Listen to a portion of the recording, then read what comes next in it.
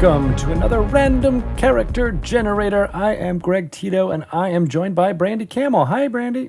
Hey, Greg, how you doing today?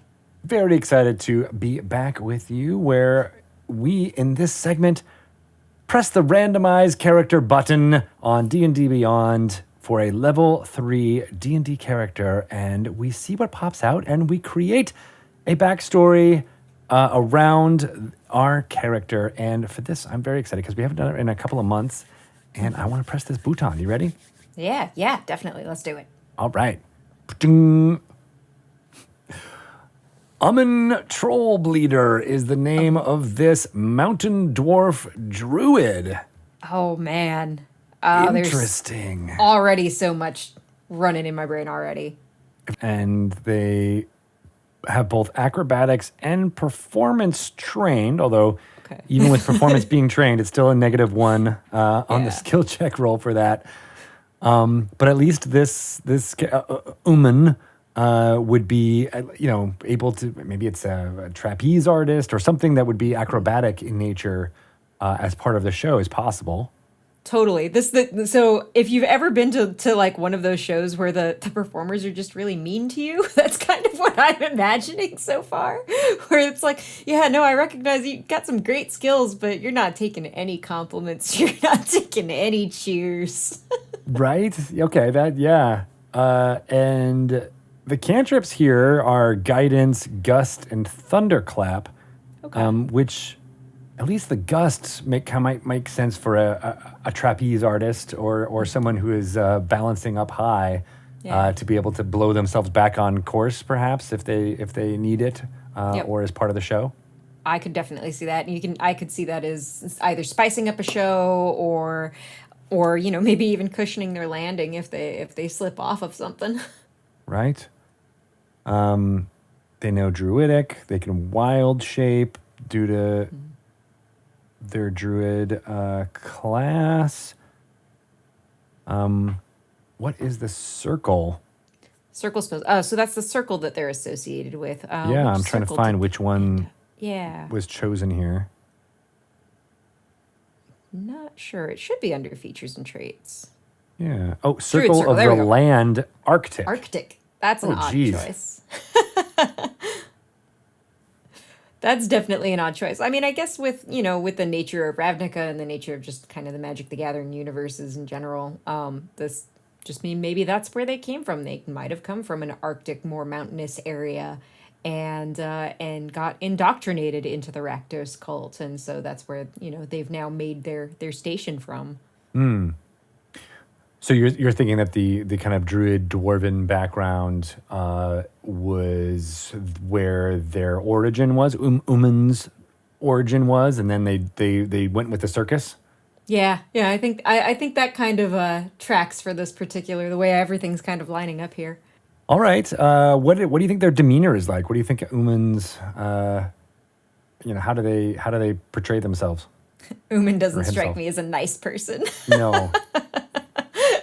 I think this is a very gruff exterior kind of person. I don't think he's very caring or sympathetic to others. I think he's there for his pleasures. He's there for the things that he wants to do. And if you're in his way, that might be a problem for you.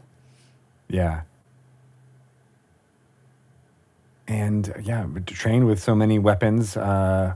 It's a weird combo between the druid and the dwarf with battle axe and javelins and quarterstaffs and things like that, but I feel like that would just all be part of the show, right? Part of the show, for sure. Yeah, almost like a weapons master in some ways.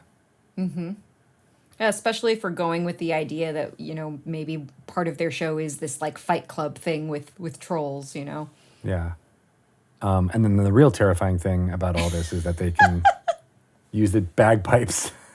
I love that the bagpipes comes from the Rakdos background, by the way. That by far is my Rakdos is all about torture, so we're gonna go with bagpipes.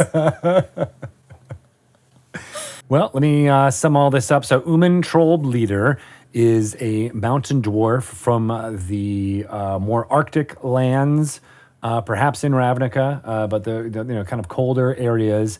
and the Rakdos show came to Uman's homeland, and he immediately thought, that's the clan that I want to choose to be a part of. He renounced his former familial ties and joined the Rakdos cult as his found family, his found clan. He became versed in acrobatics, animal handling, whatever performance he is able to do, despite his low charisma. And as part of this act, he, wounded a troll, and that was part of the show, having this kind of sadistic troll bleeding, and he got the nickname Troll Bleeder from that. And developed skills with the bagpipes to potentially also help out as terrifying music underlining all the rest of the Rakdos cultists. He is not a very pleasant or happy dwarf. Definitely comes across as angry and upsetting just to be around, completely scarred by his own choosing, perhaps, and pierced, wearing leathers, fitting in with the Rakdos clan as much as possible. And his call to adventure might be that something is threatening this, however terrifying, found family that he has, and he is going off to wreak havoc and/or revenge upon whoever would want to damage the life that he had built for himself. He's relatively young, but sounds not very happy. Mm-hmm. I think that about tracks. All right. What's his voice sound like? What do you want to give me a Uman's voice? Am I going to put you on the spot here? Sure. I mean, Uman, when he bothers to talk, is just a little bit gruff and to the point.